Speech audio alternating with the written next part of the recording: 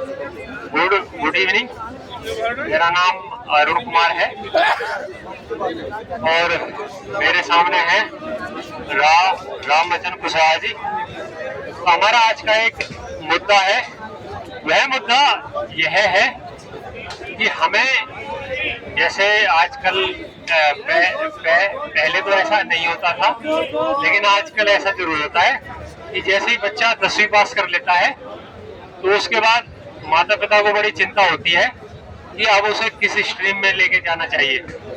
तो उसी के ऊपर हमारा ये मुद्दा था और उसमें यह था कि क्या हमें 10वीं के बाद सब्जेक्ट का चुनाव करते हुए या स्ट्रीम सिलेक्शन करते हुए कैरियर काउंसलिंग की मदद लेनी चाहिए या नहीं लेनी चाहिए। तो ये आज का हमारा मुद्दा है। तो मैं इसके पक्ष में हूँ और जो राम बच्चन कुशवाहा हैं वो इसके अगेंस्ट में है, मतलब वो इसके विरुद्ध में बोलेंगे। तो सबसे पहले मैं इसके बारे में शुरू करता हूँ, क्योंकि मेरी तरफ से हमें कैरियर काउंसलिंग और बच्चे की 10th के बाद जरूर कैरियर काउंसलिंग लेनी चाहिए।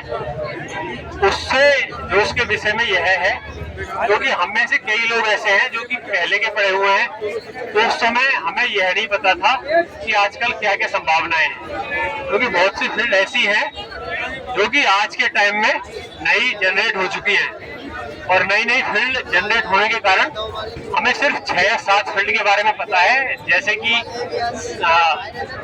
डॉक्टर, इंजीनियर,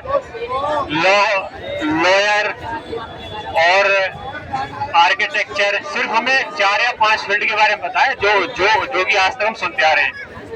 लेकिन आप अगर किसी अच्छे कैरियर काउंसलर के पास जाएंगे तो ऐसी कम से कम 2 से लेकर 2500 फील्ड बता देगा जो कि आजकल नई नई चल रही है। तो उसके बाद आपको एक ऐसी क्लैरिटी आएगी कि आप उसके बारे में बता पाएंगे कि बच्चे को आगे जाकर क्या करना चाहिए।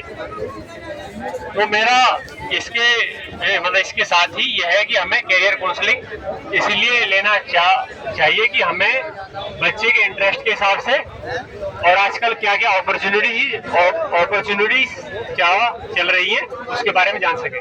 तो अब आप बताएं कि इसके अगेंस्ट में आपका क्या है कि हमें कैरियर काउंसलिंग क्यों नहीं लेनी चाहिए। एक्चुअल जो बच्चे राम बच्चन कुशवाहा, मैं कैरियर काउंसलिंग के अगेंस्ट में हूँ। Career counselling 10th pass out के बाद बच्चों को नहीं लेना चाहिए। आउट ऑफ कंट्री में जितने कैरियर काउंसलिंग हैं वो तो सही हैं, लेकिन इंडिया बेस पर जितने भी काउंसलर हैं वो ना तो खुद को समझते हैं ना बच्चों को समझते हैं।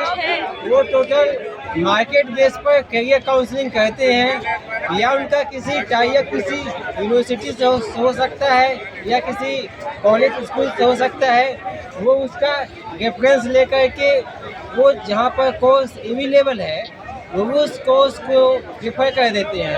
एक्चुअल होनेस्टली वो कोई क्विक टेस्ट नहीं लेते हैं कि बच्चे का क्या क्विक टेस्ट है, या कोई साइकोलॉजिकल टेस्ट नहीं लेते हैं।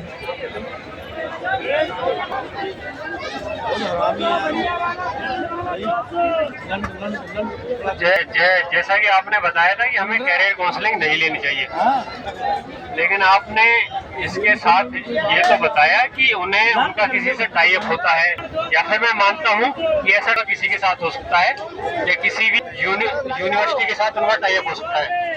लेकिन उनके पास जाने के बाद ही तो हमें पता लगेगा कि वो जो बता पा रहे हैं कम से कम 2 से लेकर 2500 फील्ड के बारे में बता रहे हैं, जो कि हमें उन फील्ड का कभी पता ही नहीं था।